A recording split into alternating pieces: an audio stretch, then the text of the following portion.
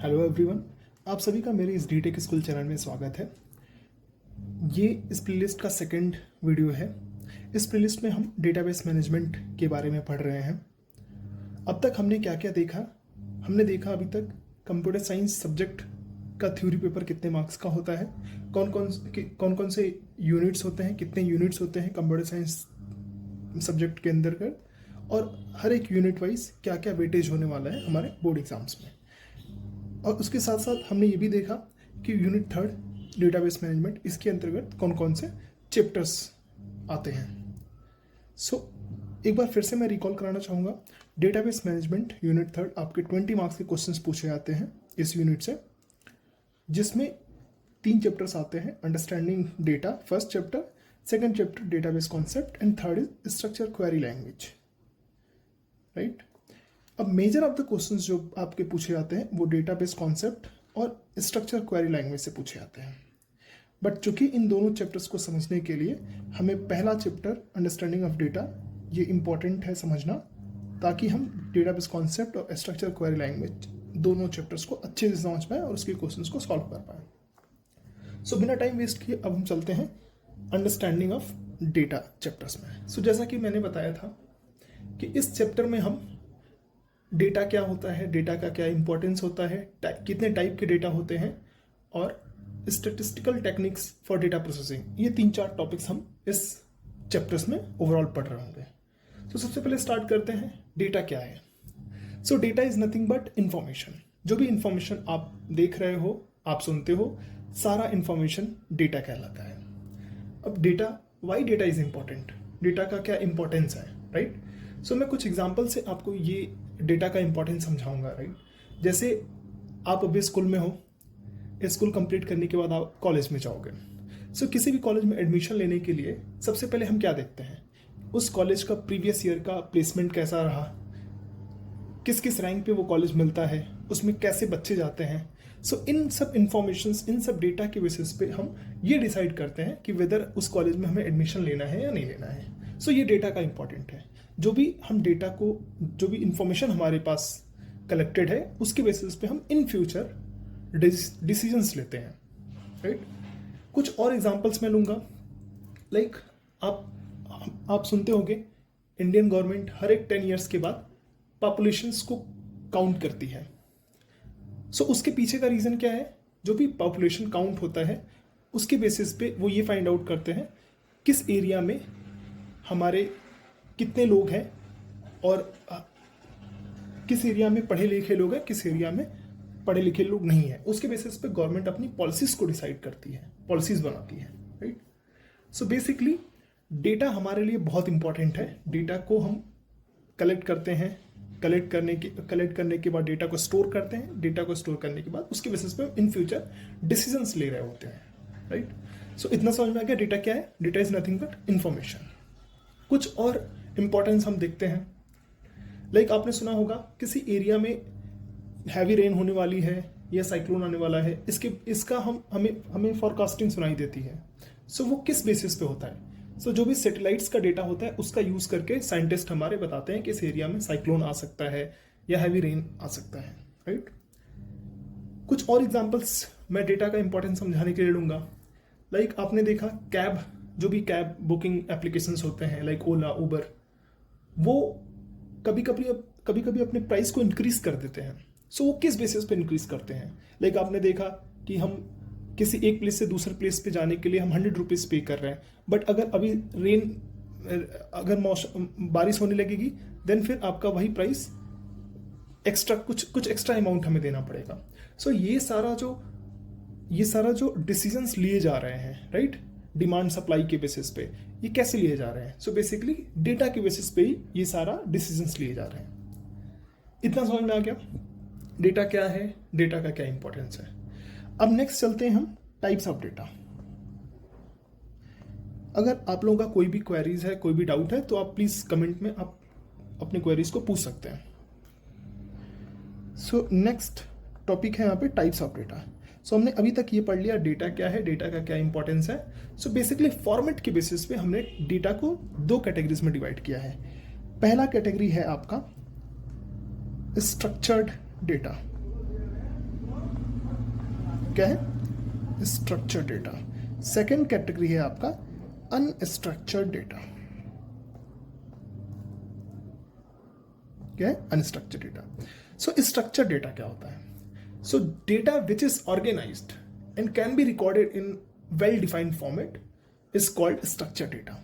Okay, so जो भी data का एक पर्टिकुलर फॉर्मेट होता हो या वेल ऑर्गेनाइज्ड डेटा है, वेल डिफाइंड फॉर्मेट डेटा है, उसको हम स्ट्रक्चर्ड डेटा की कैटेगरीज में रखते हैं। एग्जाम्पल के लिए लाइक हम स्टूडेंट, किसी भी क्लास के स्टूडेंट का इंफॉर्मेशन कलेक्ट करने के लिए हम क्या क्या इंफॉर्मेशन रख सकते हैं? Collect, right? सो जैसे फॉर एग्जांपल स्टूडेंट का नेम, स्टूडेंट का क्या एज है, स्टूडेंट के पेरेंट्स का क्या नेम है, स्टूडेंट का एड्रेस क्या है, कॉन्टैक्ट नंबर क्या है। सो कुछ सेट ऑफ इंफॉर्मेशन है जो स्टूडेंट की इंफॉर्मेशन को कंप्लीट करते हैं। सो इसलिए स्टूडेंट की इंफॉर्मेशन किस टाइप ऑफ डेटा में आएगी? सो वो स्ट्रक्चर्ड डेटा में आएगी। इसमें आएगी स्ट्रक्चर्ड डेटा में। अब बात करते हैं अनस्ट्रक्चर्ड डेटा क्या होता है। सो जो भी डेटा जिसका कोई फॉर्मेट डिफाइंड नहीं है वो आपके अनस्ट्रक्चर्ड डेटा वाले कैटेगरीज में आएंगे। एग्जाम्पल के लिए लाइक हम बहुत सारे ऑनलाइन शॉपिंग्स वेबसाइट देखते हैं जिसमें प्रोडक्ट की इंफॉर्मेशन होती है। प्रोडक्ट की इंफॉर्मेशन अगर मैं बोलूँ तो फॉर एग्जाम्पल हम लैपटॉप सेल कर रहे हैं। सो लैपटॉप का क्या रैम है, लैपटॉप का क्या कलर है, लैपटॉप का क्या हार्ड डिस्क है, ये सारा इंफॉर्मेशन हम स्टोर कर रहे होते हैं। एट द सेम टाइम पे अगर हम पेन सेल कर रहे हैं, राइट, ये भी एक प्रोडक्ट है, बट इसमें हम केवल और केवल पेन के बारे में बोलते हैं कि पेन ब्लू कलर का है या वगैरह वगैरह। यहाँ पे हम उसका रैम, हार्ड डिस्क वगैरह नहीं स्टोर करते हैं। तो यहाँ पे कहने का मतलब ये है कि हम प्रोडक्ट की जो भी इंफॉर्मेशन है वहाँ पे हमारे पास कोई फॉर्मेट डिफाइंड नहीं है कि यही सेट ऑफ इंफॉर्मेशन एक प्रोडक्ट की इंफॉर्मेशन को कंप्लीट करते हैं। इसलिए प्रोडक्ट की इंफॉर्मेशन आपकी अनस्ट्रक्चर्ड डेटा की कैटेगरीज में आती है। इतना समझ में आया? एक और इंपॉर्टेंट टॉपिक होता है Meta data. Just for information में बता रहा हूँ, Meta data is nothing but data about data. So unstructured data की कैटेगरीज में जो भी डेटा हम स्टोर करते हैं उसके लिए हम मेटा डेटा का कॉन्सेप्ट पढ़ते हैं, जिसमें Meta data is nothing but हम डेटा के बारे में कुछ डेटा रख रहे होते हैं, that is called Meta data. Okay, now हमारे पूरे इस डेटाबेस मैनेजमेंट यूनिट के लिए हम स्ट्रक्चर्ड डेटा के बारे में ही पढ़ रहे होंगे। अनस्ट्रक्चर्ड डेटा हमारा टॉपिक का पार्ट नहीं है। इतना समझ में आया? ठीक है, अब चलते हैं हम अपने नेक्स्ट टॉपिक पे, data collection, data storage and data processing. Okay, so data collection, data storage and data processing क्या होता है, इसको हम कुछ ऐसे समझते हैं। जैसा कि मैंने बताया डेटा क्यों इंपॉर्टेंट है। डेटा इसलिए इंपॉर्टेंट है ताकि हम फ्यूचर में उसी डेटा के बेसिस पे कुछ डिसीजंस ले सकें, राइट? सो सबसे पहला जो पार्ट आता है वो होता है डेटा कलेक्शन। सबसे पहले हमें डेटा को कलेक्ट करना होता है। जो भी हमने डेटा कलेक्ट किया, डेटा इंफॉर्मेशंस गैदर करी, वो इंफॉर्मेशंस को हमें कहीं स्टोर करना होता है ताकि हम उससे इन फ्यूचर यूज कर पाए, राइट? सो पहले डेटा को हमने कलेक्ट किया, वो आपका एक स्टेप है। फिर डेटा को हमने स्टोर किया, दैट इज डेटा स्टोरेज। किसी डेटा स्टोरेज में हमने डेटा को स्टोर किया। फिर थर्ड पार्ट आता है डेटा प्रोसेसिंग, जिसमें बेसिकली जो भी हमारा स्टोर डेटा है उसके बेसिस पे हम डेटा को प्रोसेस करके इन फ्यूचर डिसीजंस ले रहे होंगे। सो ये आपका कंप्लीट डेटा का फ्लो है कि हम डेटा के साथ क्या करते हैं, राइट? एक एग्जांपल के साथ मैं समझाता हूं। लाइक हमने देखा है कि exam, entrance exam rank predictions website होती हैं जहाँ पे हम अपने मार्क्स डालते हैं। इस पर्टिकुलर एग्जाम, एंट्रेंस एग्जाम में मेरे इतने मार्क्स थे इस ईयर, और वो रैंक प्रेडिक्ट करके हमें रिजल्ट दे देता है।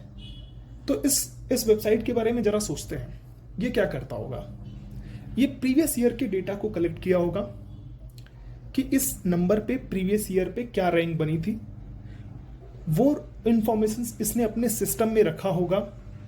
सबसे पहले डेटा इसने कलेक्ट किया होगा, उस डेटा को उसने अपने डेटाबेस में रखा होगा, अपने पास रखा होगा वो सारा इंफॉर्मेशन, और उसके बेसिस पे जब आपने अपना नंबर डाला, अपना मार्क्स डाला, तो वो डेटा को प्रोसेस करके, प्रीवियस ईयर डेटा को प्रोसेस करके आपको एक आपको टेंटेटिव उसने रैंक डिसाइड करके दे दिया, राइट। तो आप यहाँ पे मैप करा पा रहे हो कि बेसिकली डेटा को हम कैसे यूज में ला रहे हैं इन फ्यूचर। ठीक है, आई थिंक ये पार्ट यहां तक क्लियर हो गया होगा। अब हम चलते हैं नेक्स्ट पार्ट पे, statistical technique for data processing. So कौन कौन से ऐसे टेक्निक्स होते हैं जो हमारे डेटा प्रोसेसिंग के टाइम पे यूज होते हैं। डेटा प्रोसेसिंग मतलब ये पार्ट ऑफ डेटा फ्लो है, जो हमने अभी डेटा फ्लो समझा, जिसमें सबसे पहला होता है डेटा को कलेक्ट करना, फिर डेटा को स्टोर करना, फिर थर्ड स्टेप में डेटा को प्रोसेस करना टू मेक डिसीजंस। उसमें कौन कौन से ऐसे टेक्निक्स होते हैं जो डेटा प्रोसेसिंग के टाइम पे यूज होते हैं, अब हम ये पढ़ेंगे। तो बेसिकली हमारे टेक्निक्स को दो कैटेगरी में डिवाइड किया गया है। पहला कैटेगरीज है measures of central tendency, second category है आपका measures of variability. So measure of central tendency क्या होता है, एक सिंगल वैल्यू होता है जो बेसिकली हमारे डेटा के बारे में कुछ आइडिया देता है, कुछ इंफॉर्मेशन देता है।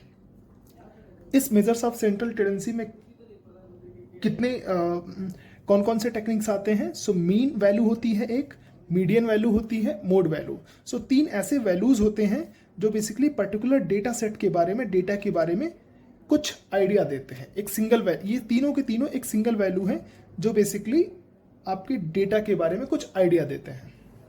अब समझते हैं मीन क्या होता है।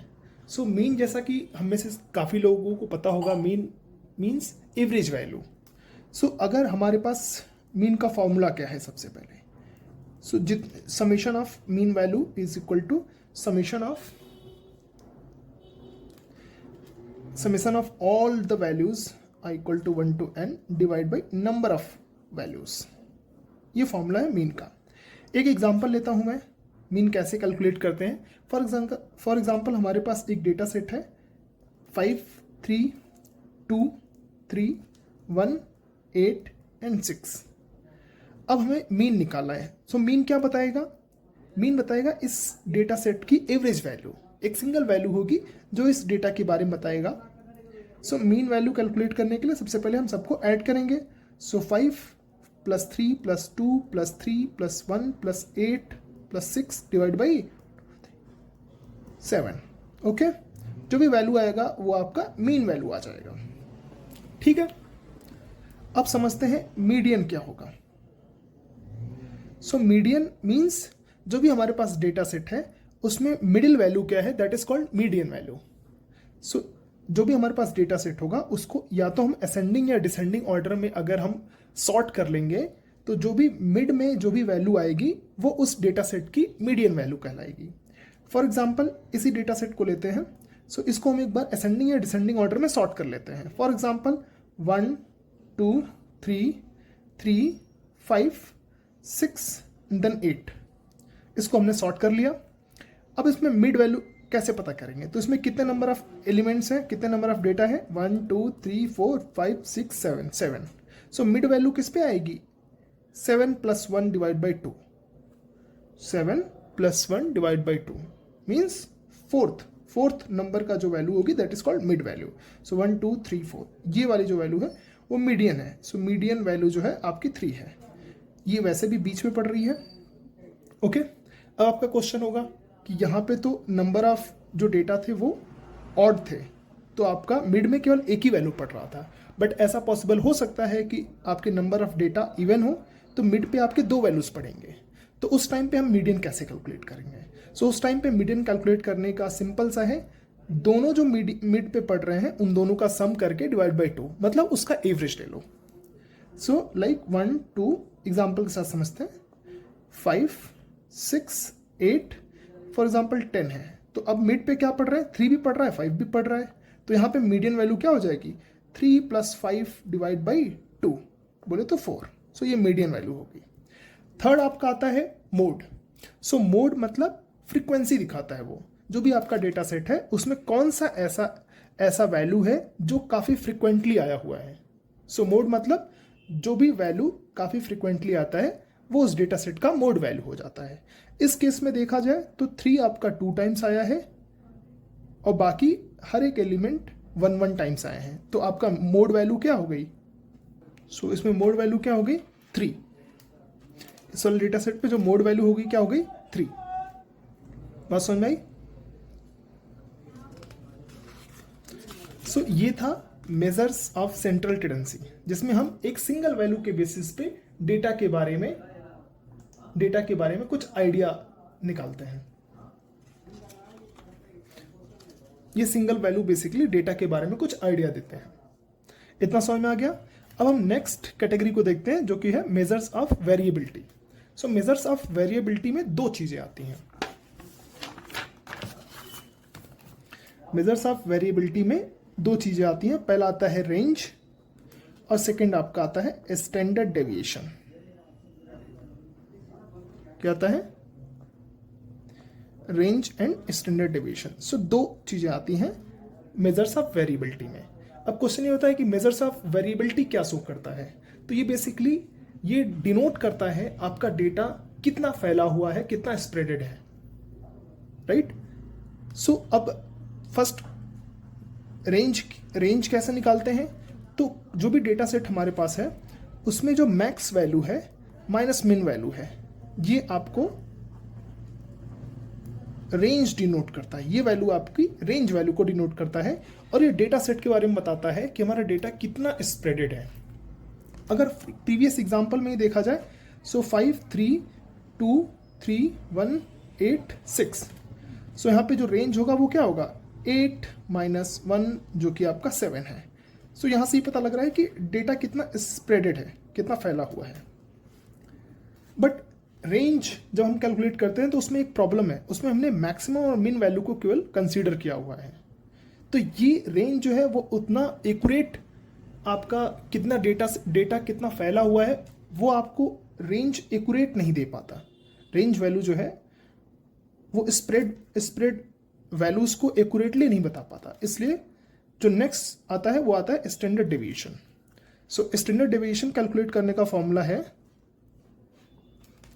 Sigma equal to summation of x i minus x bar बोले तो मीन वैल्यू